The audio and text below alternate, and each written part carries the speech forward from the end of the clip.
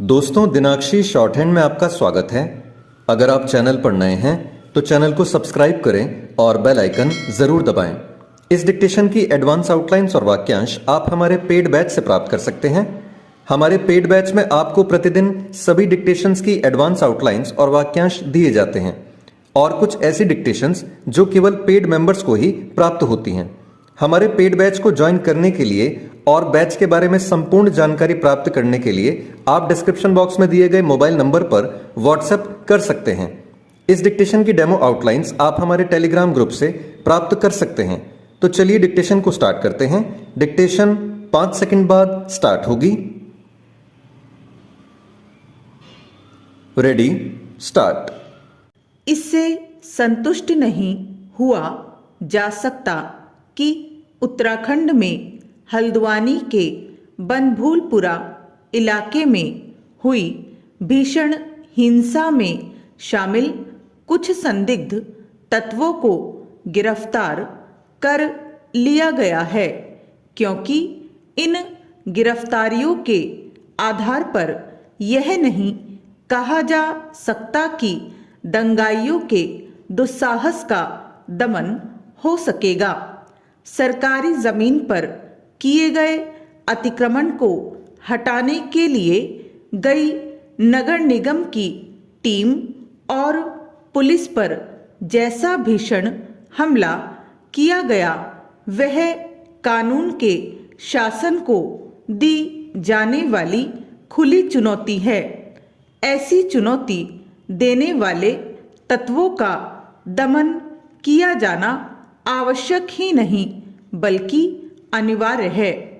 इसकी अनदेखी नहीं की जा सकती कि सरकारी जमीन पर काबिज लोगों ने न केवल पुलिस पर हमला किया बल्कि थाने को आग भी लगा दी।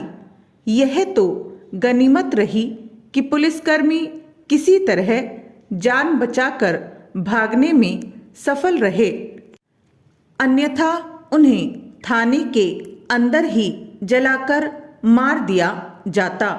यह साधारण बात नहीं कि दंगाइयों के हमले में करीब 200 पुलिसकर्मी घायल हुए। इसका सीधा मतलब है कि दंगा करने वालों ने पूरी तैयारी कर रखी थी और उन्हें न तो पुलिस का कोई भय था और न ही अदालती आदेशों का उनके लिए कोई मूल्य महत्व था। आखिर जब हाईकोर्ट ने नगर निगम की जमीन पर अवैध कब्जा करने वालों को राहत देने से इनकार कर दिया था, तब फिर उन्हें अदालत के आदेश का पालन करना चाहिए था या फिर हाईकोर्ट के फैसले के खिलाफ सुप्रीम कोर्ट जाना चाहिए था। इस तरह से कानून हाथ में लेना खुली अराजकता के अलावा और कुछ नहीं।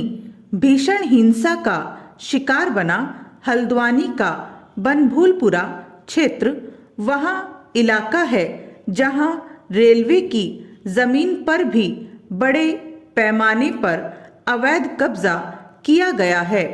हाईकोर्ट ने रेलवे की जमीन को भी खाली करने के आदेश दिए थे। फिलहाल यह मामला सुप्रीम कोर्ट में लंबित है।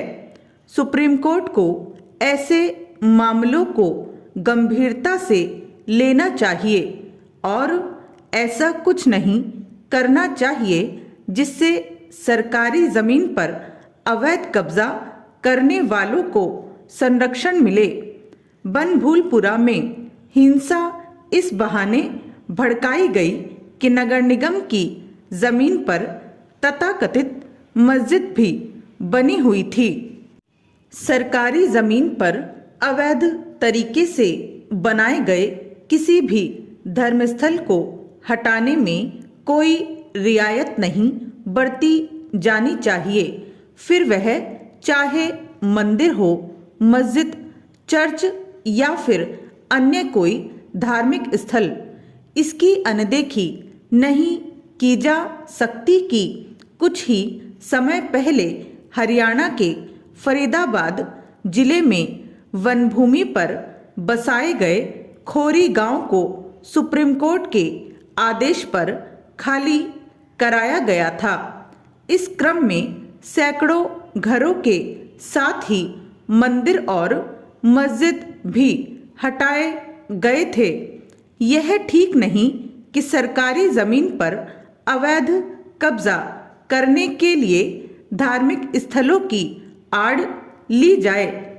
इसी के साथ इस पर भी ध्यान देने की जरूरत है कि स्थानीय प्रशासन एवं राज्य सरकारों को तभी सक्रिय हो जाना चाहिए जब सरकारी जमीनों पर अतिक्रमण अथवा अवैध कब्जे की शुरुआत हो रही होती है।